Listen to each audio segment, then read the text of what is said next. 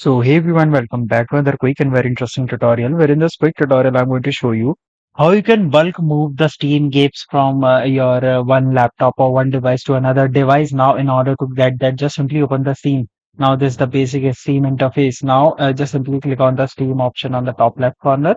Then click on Settings. Inside here in the settings, you simply need to go to this option of storage right there. Then click on the three dots right next to the drive that you have selected. Then click on this option of browse folder. Once you do it, you will find that a folder will open in the background. Now here in the Steam app section, this is the Steam app folder in the Steam directory itself.